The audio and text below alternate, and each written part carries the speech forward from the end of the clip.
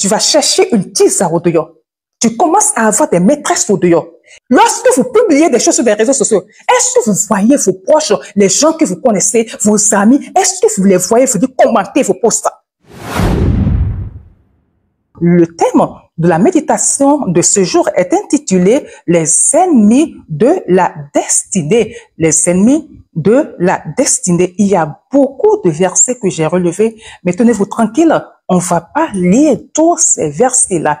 Je ne vais même pas les lire, je vais les citer et vous irez les lire. Vous savez pourquoi? Parce que moi, mon combat est que vous arriviez vous-même à prendre la Bible, à la lire par vous-même.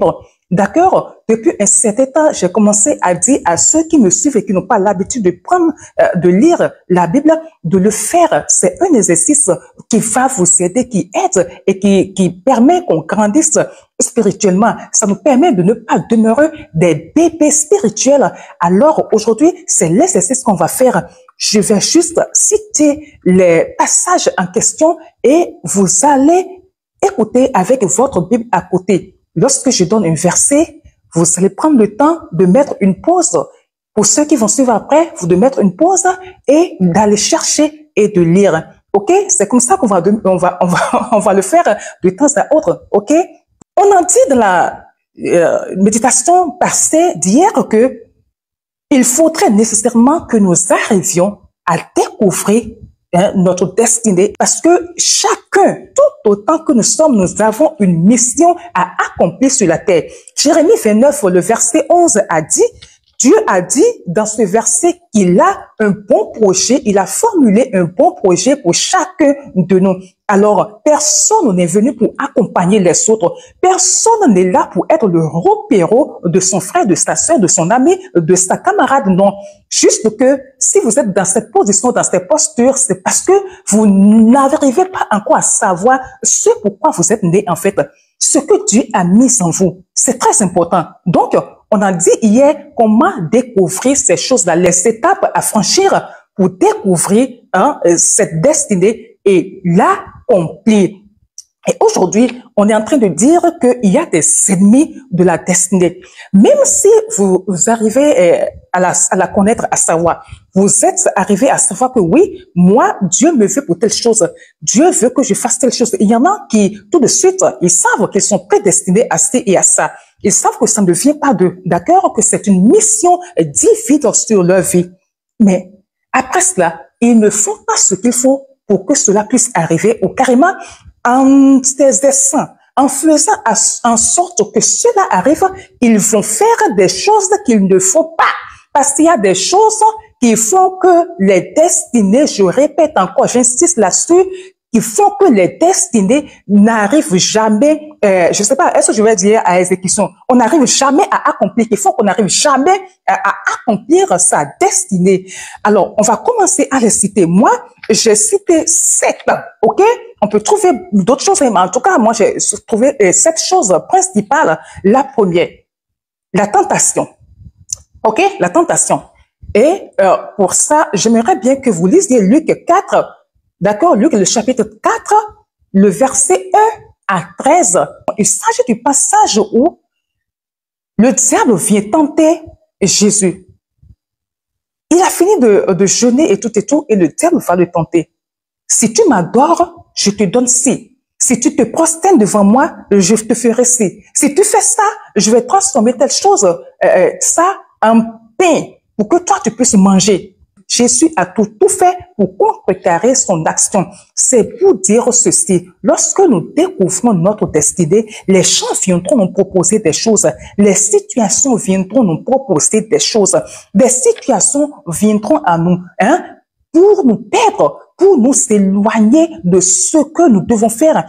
Hier, dans le point d'hier, le point 3, je pense, je disais que toutes les personnes qui réalisent leur destinée, toutes les personnes, les gens charismatiques, qu'on a connus, des gens qui font des choses grandioses dans nos sociétés qu'on connaît, ces personnes sont toutes accrochées à quelque chose. Elles sont toutes assises sur un esprit. Il y a un esprit qui les accompagne. Ils vont te dire, oui, je sens ou carrément, il y a une force qui me pousse à faire ce que je suis en train de faire là. C'est plus fort que moi. Je sens que c'est quelque chose qui me pousse à le faire. Tant que je ne l'ai pas fait, je ne suis pas à l'aise. Toute personne est accrochée. Les Blancs, aujourd'hui, c'est yoga, yoga, yoga, yoga, partout, yoga, yoga, yoga. Eux, c'est ce qu'ils ont choisi. C'est ce que eux, ils ont compris. D'autres s'attachent à d'autres esprits, ok?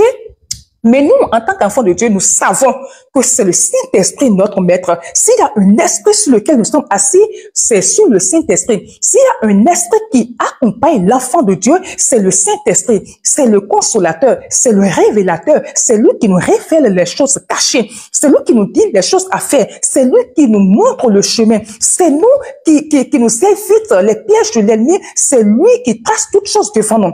Alors, si vous vous laissez allez, vous savez que le Saint-Esprit, c'est quelqu'un, c'est l'Esprit de Dieu et il aime la sainteté.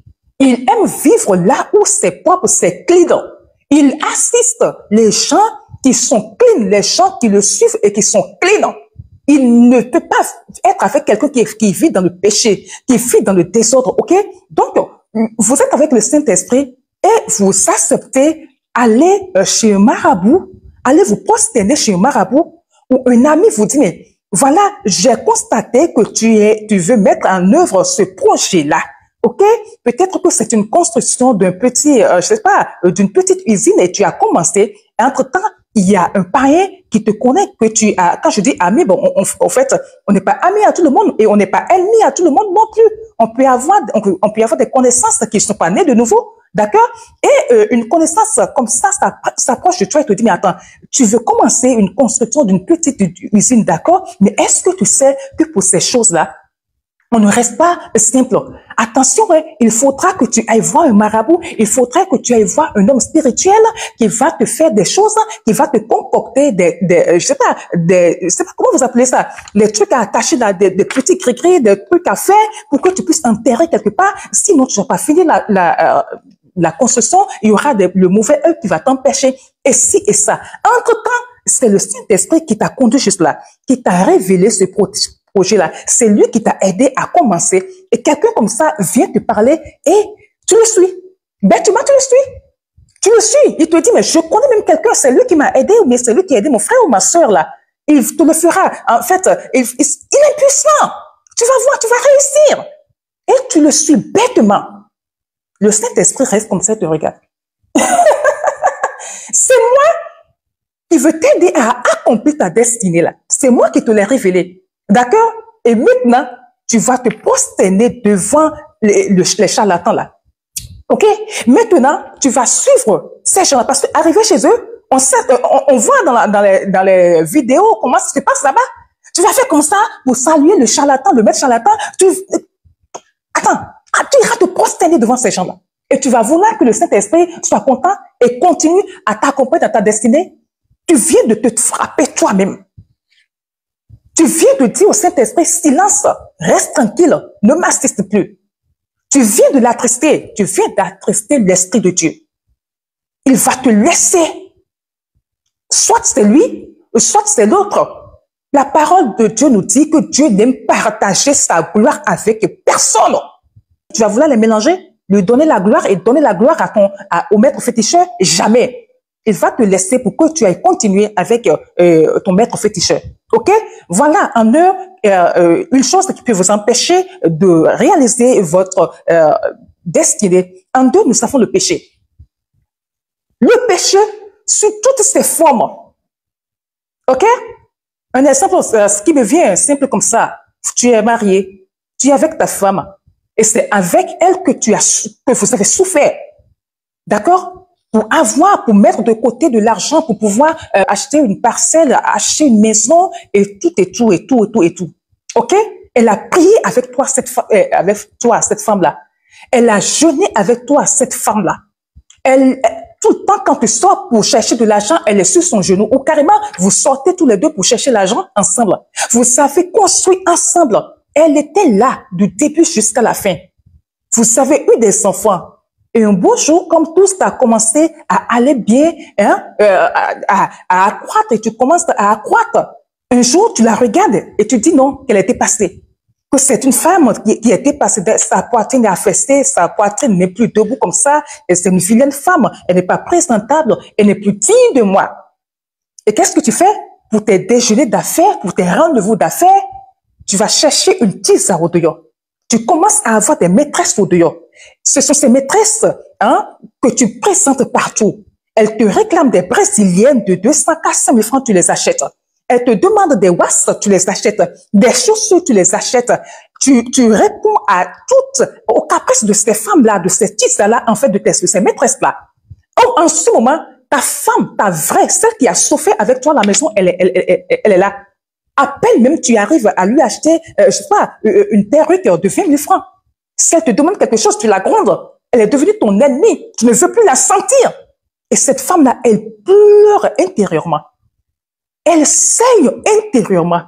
Elle a mal intérieurement. Elle voit ses labeurs à l'eau. Elle est devenue pour toi une séquelle. Tu penses que Dieu va te laisser en paix? Tu penses que tu vas rester tranquille? Même si elle ne te dit rien et qu'elle soupire seulement, Dieu voit. Dieu voit. Et il saura t'arrêter dans ta bêtise. Il saura vous arrêter. Et comme ça, quoi, vous allez commencer à tâtonner à gauche et à droite.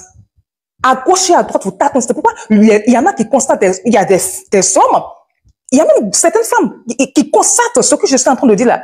Au moment où ils sont avec une femme, les portes sont ouvertes, et il y a comme une grâce qui est déversée sur eux. Une fois qu'ils laissent tomber cette femme, les calamités commencent à tomber sur eux, sur les têtes. Et ils se disent, mais cette femme, elle m'avait apporté la chance. Oui! Elle priait avec toi. Sa grâce t'accompagnait. OK? Donc, si vous savez, vous qui avez des femmes, c'est juste un exemple que j'ai pris, c'est dans plusieurs domaines. Prenez soin de vos femmes, prenez soin de vos maris. OK? Ces champs de péché-là, Dieu ne laisse pas tomber et ça peut vous empêcher de réaliser votre destinée parce que entre-temps, Dieu a prévu que ça soit ta femme et toi qui réalise votre destinée. Et voilà que tu l'as déjà laissée parce que tu t'es dit, tu t'es arrêté un jour pour dire qu'elle ne te convient plus, que tu dépasses ce qu'elle est parce que si et que ça et que tu l'as laissé tomber pour prendre une autre. Entre-temps, c'est pas avec la nouvelle-là que Dieu a voulu ou carrément que Dieu a prévu que tu réalises ta destinée. OK? Voilà. Le point 3. Une troisième chose qui peut nous empêcher de réaliser notre destinée, c'est la chair. La nature humaine. Pour le péché, je n'ai pas donné le passage, vous pouvez aller lire dans 2 Corinthiens 5, le verset 21. En 3, il y a la chair, je viens de le dire, la nature humaine. Quand on dit la chair, c'est pas ça. Il s'agit pas de notre chair là, de la chair que vous voyez là. Donc, vous voyez, physique, c'est pas ça. Il s'agit de notre nature humaine. Qu'est-ce que la chair vous pousse à faire? Il y a la jalousie, la calomnie, le fait de vouloir à son prochain, de médire de son prochain, le fait de porter de faux témoignages. Vous n'avez pas vu l'autre faire une chose et vous dites oui, je l'ai vu faire telle chose, surtout sur les réseaux sociaux. Quelqu'un amène une fausse information et la personne vient la poster et on ventile l'information. On n'a pas la sagesse de dire, mais attends, je viens d'écouter une version, il faut écouter toujours l'autre version. Donc, mais on commence à ventiler, on dit oui, on met des commentaires bizarres, des choses bizarres. Il y a tellement de bêtises que les gens font sur les réseaux sociaux, surtout dans les vidéos, les commentaires, viens voir. Les gens oublient carrément. Ils pensent que les réseaux sociaux, c'est à part et que la vie spirituelle est à part. Ils pensent ou carrément, ils oublient pour eux ce qu'ils font à l'église, les prières qu'ils font. Ils finissent de prier, ils viennent pécher sur les réseaux sociaux. Ils viennent pécher, carrément pécher sur les réseaux sociaux. Des gens que vous ne connaissez ni d'Ève, ni d'Adam, que vous voyez comme ça. Vous vous permettez de venir les insulter. Quelqu'un fait sa vidéo et poste. Si vous ne l'aimez pas, mais passez, swipez et passez. Qu'est-ce qui vous amène à aller mettre un commentaire mauvais? Regarde-moi celle-là. Va te faire foutre. Va faire quelque chose. Regarde-moi celle-là. Vieille femme. Il y a des choses, des mots qu'il ne faut pas. On peut corriger dans l'amour. On peut dire des choses dans l'amour, dans le respect, pour que la personne puisse comprendre ce que vous voulez faire passer. Mais les insultes n'apportent rien. la personne peut vous maudire. Vous savez cela? Une personne qui a une casse sur sa tête. Je pose quelque chose. Tu viens raconter de n'importe quoi. Si je ferme les yeux, si tu as malchance que je suis dans le jaune, tu as malchance que peut-être que je suis dans une jeûne qui dure 40 jours, bien des jours, et que mon niveau l'onction est là. Tu as la malchance, tu viens poser un commentaire comme ça. Si je ferme les yeux, je t'envoie une parole, mais ça va t'atteindre.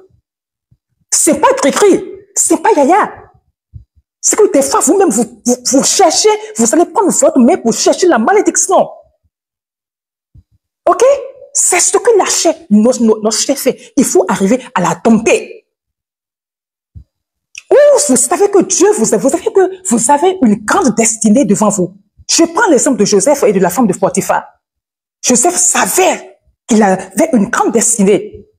Il avait vu quelque chose, un rêve, un songe. D'accord? Et ça lui a valu la haine de ses frères. Ça lui a valu qu'on la vende. Pardon, qu'on le vende. Et à un moment donné, la femme de Potiphar a voulu qu'il aille au lit avec lui. Il a dit non. Joseph a laissé son manteau. Il l'a enlevé comme ça. Il a couru. Dieu n'ose. Dieu n'ose. Si Joseph l'avait fait, si Joseph avait couché avec, j'évite de prononcer ce mot-là parce que TikTok est tellement bizarre. Il y a des mots, lorsque tu les prononces, bah, ton live coupe. Donc, Joseph a refusé de C-O-U, hein, C-O-U, C-H-E à saint aigu, d'aller là-bas. Les trucs de 5 minutes qu'on fait, 10 minutes au plus, maximum, qu'on fait là, qu'on transpire là. D'accord? Joseph a dit non, je ne fais pas. Je ne fais pas. Parce qu'il savait la grâce qui était sur sa vie. Vous savez, si Joseph l'avait fait, est-ce qu'il serait devenu Premier ministre? Non. Sa destinée serait arrêtée. Il a été en prison, mais Dieu était avec lui. Dieu a été avec lui. Je m'arrête ici et je profite pour dire à quelqu'un qui m'écoute, à quelqu'un qui est connecté, que ce soit en présentiel ici dans ce live, ou une personne qui va suivre en rediffusion. Tu as quelque chose en main, de précieux en main. Tu sais ce que Dieu a dit sur ta vie. Tu sais ce que Dieu fait pour toi. Tu sais ce que Dieu veut faire de ta vie. Cette chose grandiose qu'il t'a révélée, auquel toi ne te dis quoi pas. Et là, je t'en supplie, écoute la voix du Saint-Esprit. Ne va pas coucher à gauche, j'ai fini par sortir le mot. Ne va pas avec les filles n'importe comment. Elles viendront à toi. Elles vont se présenter à toi. Tu seras tenté de toutes les manières. Ne cède pas à la pression de la chair. Je t'en supplie, ne cède pas. Parce que qui va avec une personne, forme une chair avec la personne. Lorsque vous allez avec une personne, vous partagez les malheurs de cette personne-là. Vous partagez les chances de cette personne-là. Au travers d'un simple rapport sexe, on peut vous prendre votre casse. Les gens ne comprennent pas comment ça se passe. Je suppose que je suis là chez ma destinée. D'accord? Que je suis en train de réaliser. OK? Qu'est-ce que la chef va m'aider à faire? La chef va commencer à me dire si je ne suis pas mariée. La chef va commencer à me donner envie d'aller au SES avec un homme. Vous voyez? Et si jamais je n'arrive pas à me mettre ici, à me tomber et que je me laisse aller, qu'est-ce qui peut se passer? Et le plus souvent, c'est ce qui se passe. C'est que il va finir de le faire, n'est-ce pas? Il s'est déjà uni à moi.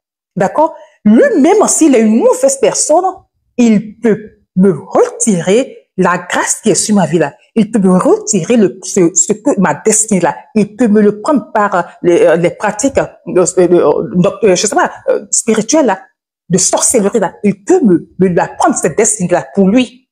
D'accord? Ou carrément, qu'est-ce qui peut se passer encore? Une autre chose, c'est que l'ennemi, le monde spirituel, c'est tellement vaste et c'est tellement complexe que parfois les gens ont du mal à comprendre.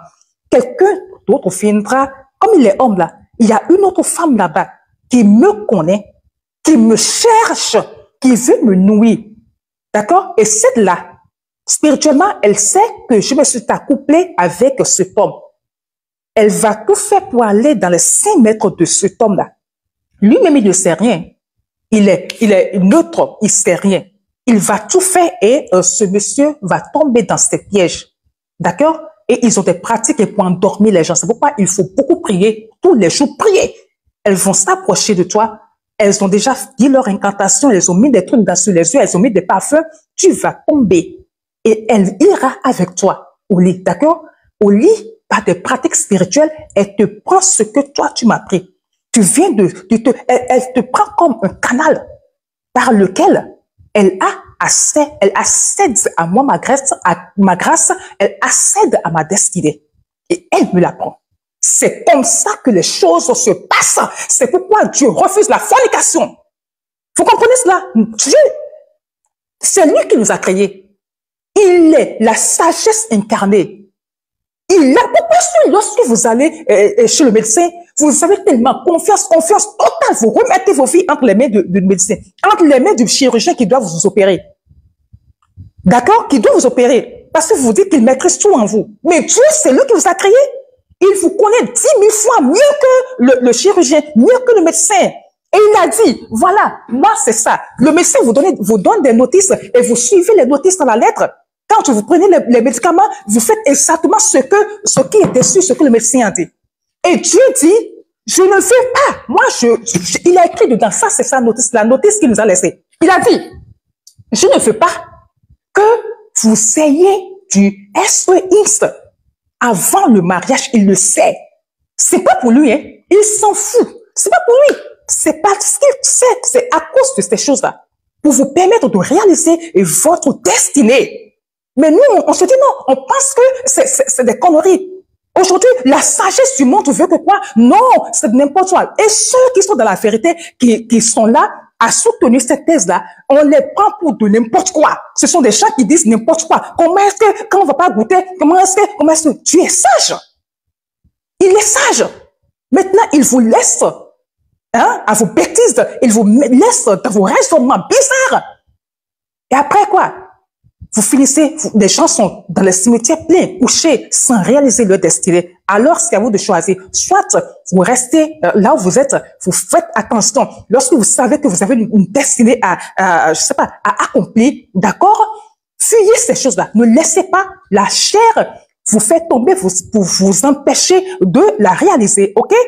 Vous allez, je m'arrête ici, je dis aussi ceci. Vous allez voir qu'il y a des gens qui commencent à faire des choses, qui ont une étoile qui brille, tout le monde, ils sont là, tout le monde parle d'eux ici, c'est un coup, ils chutent.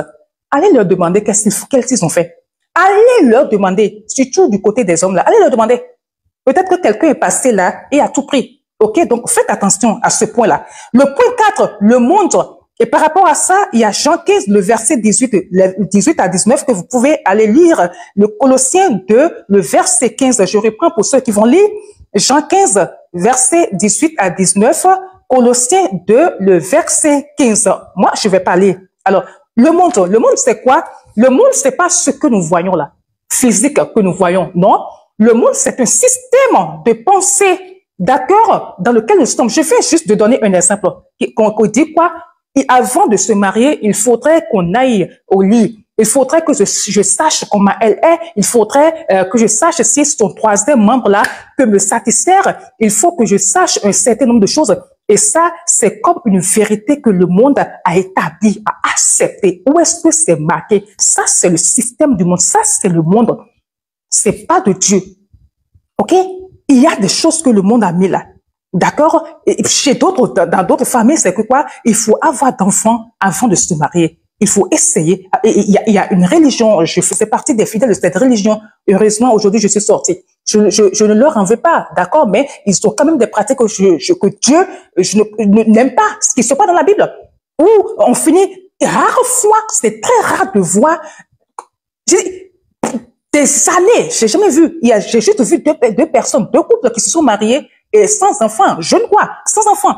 Sinon, c'est des gens, ils finissent de faire leur enfant. C'est une fois qu'ils ont fini de faire leur enfant qu'ils vont se marier. Des vieux, des vieilles personnes. Donc, je sais pas, ce qui leur reste, c'est en ce moment-là qu'ils veulent se marier. Hein, comme ça. C'est vrai. On a déjà tout fait. On a déjà mangé l'entrée, la résistance, je sais pas, le décès, tout et tout. Plus rien ne reste. Et c'est en ce moment qu'on vient se présenter devant Dieu pour dire qu'on veut se marier. On se fout de Dieu ou qu'est-ce qu'on fait?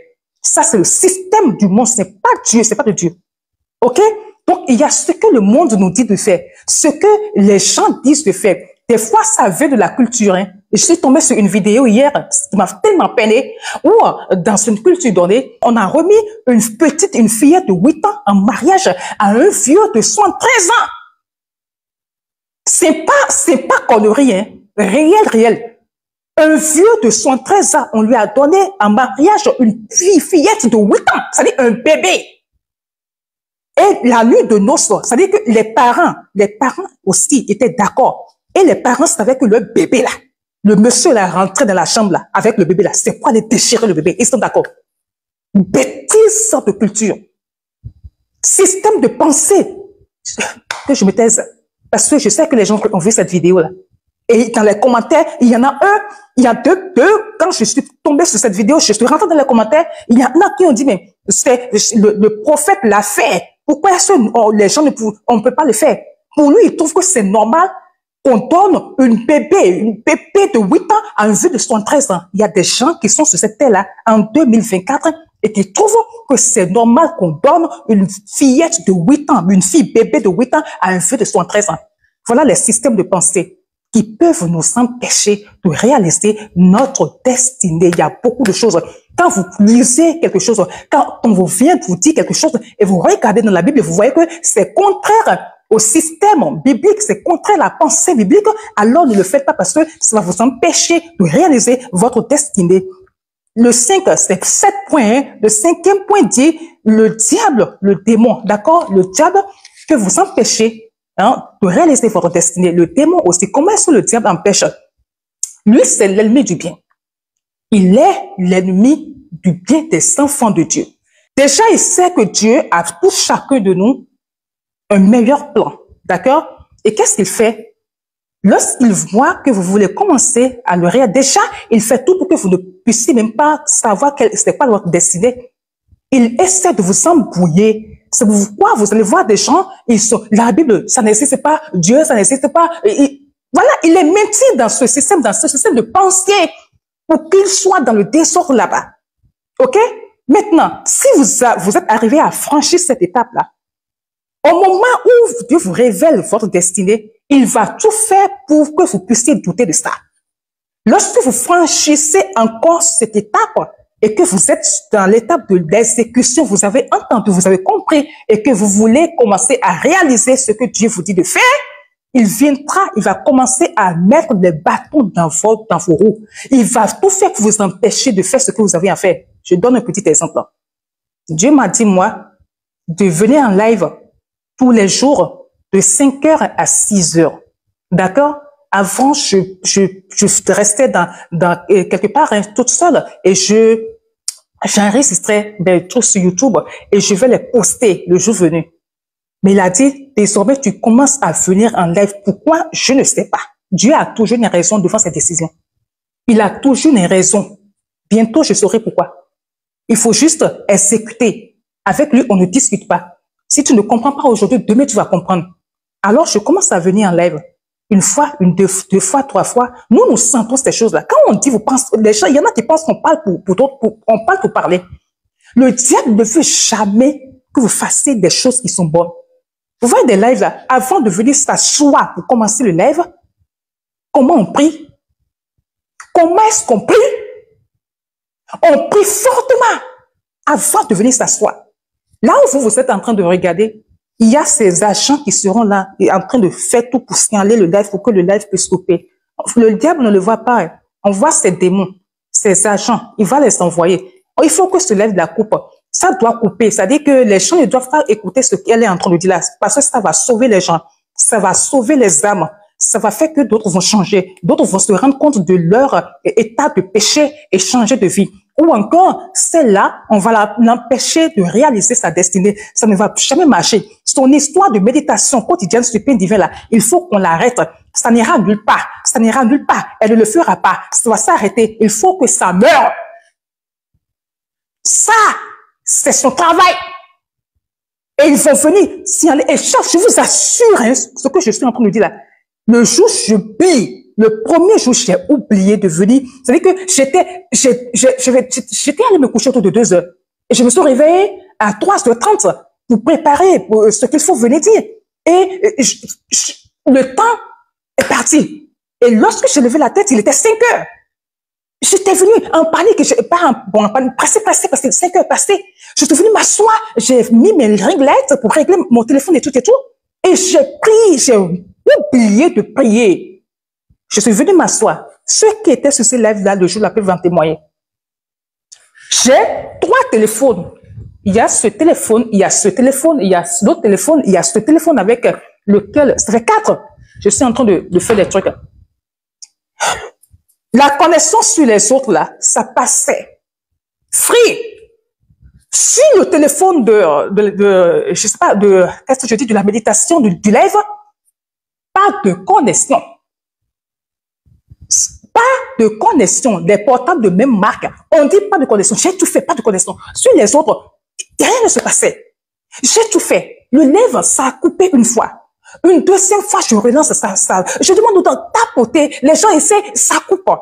Et c'est là que je me rappelle que, mince, je n'ai pas prié. Je n'ai pas prié avant de venir m'asseoir. Je n'ai pas encore prié ici avant de commencer. Parce que quand on prie là-bas avant de venir s'asseoir, on prie encore avant de commencer lorsque vous êtes là. C'est pas pour rien. C'est pas pour rien. Vous ne le faites pas tout de suite. Ils vont vous empêcher. Il y a des ennemis du mal. Pourquoi est-ce que les gens tuent? Parce qu'ils ne veulent pas, c'est-à-dire qu'ils ne veulent pas voir leurs copains, leurs amis, leurs frères, leurs soeurs faire quelque chose de bien pour eux. Ils sont mal au cœur de savoir que quelqu'un, elle est connectée, les gens sont là en train de la suivre. Il faut faire des choses pour l'empêcher. Il faut faire des choses dans le spirituel pour que les gens ne puissent pas venir sur ton live. Il faut faire des choses pour que les gens ne puissent pas aller regarder les choses que tu postes. Je vous parle à cœur ouvert, ce que les gens font. Je vous parle sincèrement, à cœur ouvert pour que vous sachiez ce qui vous attend. Il y en a qui le savent déjà, mais d'autres ne le savent pas. Lorsque vous décidez de prendre votre destinée en main, de la réaliser, les oppositions, il va se présenter. Il va soulever ses agents. Parfois, ces agents, ce sont des gens que vous connaissez, des gens qui sont autour de vous, des gens qui rient avec vous, mais qui ne sont pas contents de vous voir avancer. La preuve, s'il y a des gens qui sont là, qui publient des choses sur des réseaux sociaux, ils peuvent en témoigner. Lorsque vous publiez des choses sur des réseaux sociaux, est-ce que vous voyez vos proches, les gens que vous connaissez, vos amis, est-ce que vous les voyez venir commenter vos posts? Est-ce que vous les voyez venir vous laisser un commentaire? Alors qu'ils savent très bien que pour les lives de TikTok, pour les posts des réseaux sociaux, les likes et les j'aime aident beaucoup. Ça permet à l'algorithme de proposer vos vidéos à d'autres personnes. Ça vous permet que vous ayez une large portée, que ça aille chez plusieurs personnes. Mais ils ne le feront pas. Ils ne le font pas. Je suis sur les réseaux sociaux bientôt 2 ans et je sais de quoi je vous parle. Ceux qui viendront liker votre vidéo, dans ceux-là, il n'y aura jamais vos proches. Il n'y aura jamais les gens que vous connaissez. Il n'y aura jamais vos amis. Ceux qui viendront vous laisser des commentaires, il n'y aura jamais vos amis. Ils sont là toujours dans l'ombre comme ça à vous regarder. Pour vous, pour eux, c'est qu'ils ne sont même pas au courant de ce que vous faites en fait, alors qu'ils sont bien là. Ils vous épient de toutes les façons. Vos statuts sont épillés, toutes vos publications sont épillées, ils sont tout le temps là. Mais ils ne viendront jamais vous aider à faire quoi que ce soit. Like, j'aime, parce que pour eux, s'ils le font, c'est qu'ils vous aident. Comme ils ne veulent pas vous aider, alors ils restent dans leur coin. Vous ne soyez pas comme ça, hein. Ne soyez pas comme ça. Lorsque vous voyez un ami faire quelque chose, likez, laissez-lui un petit commentaire de gentil, dites-lui quelque chose parce que vous savez que vous l'aidez. Et ce que les gens oublient, c'est que lorsque vous aidez les gens, d'autres vous cèdent aussi. Quand vous cédez, les gens vous cèdent. Il y a des lois de la nature que quand tu comprends, tu ne fais pas ces choses en fait. OK? Donc, voilà. Donc, j'ai dit, le diable, les démons. Donc, il va envoyer les gens vous empêcher. D'accord? Il envoie ces gens dans tous les domaines, quoi. Peut-être même physiquement. Il va vouloir vous empêcher. Il va vouloir vous mettre le bâton dans les roues. Il va vouloir que quelqu'un fasse, que vous dise quelque chose.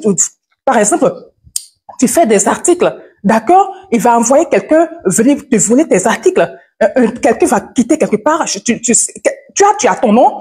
Et la personne quitte quelque part, vient t'arracher ton nom juste pour semer le désordre dans le cœur des gens et pour t'empêcher d'aller ou là, d'atteindre le niveau que Dieu veut que toi tu ailles, quoi. Des fois, il va tout faire pour qu'on puisse aller te faire asseoir en prison quelque part. C'est pour cela que nous ne devons jamais arrêter de prier.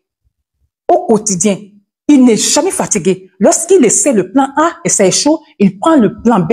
Il va au plan C. Il ne fait que tourner. Il n'est jamais fatigué. C'est pourquoi la Bible nous dit, priez sans cesse parce que le diable rôde autour de vous comme un lion cherchant qui dévorer. OK? L'avant-dernier point 6 dit, la malédiction de la loi. Faites tout pour éviter toutes les malédictions. Je viens de parler il y a une malédiction, je viens de dire, vous qui vous promenez à gauche et à droite là, vous dites des choses, des gens vous maudissent sans que vous ne sachiez là. Faites attention. Ne faites pas quelque chose qui va faire que quelqu'un va vous maudire dans son cœur. Ne faites pas des choses qui vont faire que des gens auront des raisons de vous maudire. Ils vont vous maudire et Dieu va dire, oui, je vais faire exactement ce que la personne a fait là. Je prends ça. C'est une malédiction qui a de cause. Une malédiction qui est sans cause n'a pas d'effet. Mais une malédiction qui a de cause a d'effet, n'est-ce pas? Donc, il faut tout faire pour éviter que les gens ne vous maudissent à raison. C'est très important. Vous maudissent à raison. Si tu fais quelque chose que la Bible réprouve, ben, tu vas en partir. Tu vas payer les conséquences. Tu vas vivre les conséquences de cela. Le dernier point, il y a la mort. La mort, n'est-ce pas, que c'est le terminus. Si vous avez quelque chose à réaliser et que vous faites accident, le jour là, vous sortez un jour, vous faites accident, est-ce que la chose va pouvoir être réalisée? Est-ce que votre destinée va continuer? Non, elle s'arrête là. OK? Votre destinée s'arrête là. OK? Donc, je peux donner un verset pour ça, hein, Jean 11, 25. Jean 11, le 25. OK? Donc, c'est un exemple que moi j'ai donné par rapport à ça. D'accord? Si vous mourrez là, votre destinée s'arrête. C'est pour cela qu'il faut faire attention. Avant de sortir, priez Dieu. Remettez votre journée entre les mains de Dieu. Qu'il éloigne les artisans de vous. Que vous ne soyez pas au mauvais endroit, au mauvais moment. D'accord? Moi, je dis toujours, Père, je vais passer avant que quelque chose n'arrive. Soit je suis déjà passé, ou soit ça va être après moi, mais ça ne sera jamais au moment où je serai là. Non, c'est très important comme prière. C'est très, très important comme prière. Dites ces choses avant de sortir. Lorsque vous allez à l'hôpital, priez. Et qu'on doit vous injecter quelque chose, qu'on doit vous donner des médicaments, qu'on doit prier pour que la sage-femme là, ou carrément que l'infirmier là, n'aille pas mettre quelque chose d'autre à la place de quelque chose de sérieux là-bas là. D'accord? On va vous tuer gratuitement. Le diable va les utiliser. C'est-à-dire, eux-mêmes, ils ne sauront même pas quand est-ce qu'ils ont fait l'erreur. Ils ne sauront pas quand est-ce qu'ils ont fait l'erreur. Ils vont, et ici, comme chez nous en Afrique, rien n'est contrôlé. Il n'y a pas d'enquête après. Chez les Blancs, ben, on saura. Et ici, il n'y aura pas d'enquête après. Ben, il va prendre, l'autre après, s'il a fait ça, ils ont mélangé ce qu'il ne faut pas mélanger et ils vous ont mis dedans. Peut-être que vous êtes allergique à une substance donnée. Et pourtant, c'est écrit dans le carnet que la personne est allergique à ça. Pourtant, on va prendre un médicament qu'il ne faut pas et on vous l'injecte. Vous partez comme ça. Et votre destinée s'arrête là. Il faut prier en toutes choses. OK, aujourd'hui, j'ai beaucoup parlé. Je vais m'arrêter ici, sinon ça va être trop long. Déjà les 6 heures. OK, j'espère que vous avez compris. D'accord? Que le Seigneur vous aide, que le Saint-Esprit aide tout un chacun de nous à pouvoir prendre en compte, à pouvoir considérer chacun de ces points-là. Il faut que vous arriviez à réaliser votre destinée. D'accord? La réalisation de la destinée de quelqu'un fait qu'il est accompli. D'accord? Et Dieu est content de cette personne-là. Parce que c'est que, bon, voilà ce que je t'ai dit de venir faire, tu l'as fait. À la fin de tes jours, tu connaîtras une bonne mort. Les Mandela, les Mère Teresa, ce sont des gens aujourd'hui que, même après leur mort, on continue à appeler leur nom. On continue à évoquer leur nom parce qu'ils ont fait des choses grandioses. Ok, je prie pour vous pour que ça soit également votre sort, que ça soit également votre tasse de thé, que cette couronne-là tombe également sur votre tête et que même après votre décès, on continue à parler de vous dans le bon sens au nom de Jésus-Christ de Nazareth.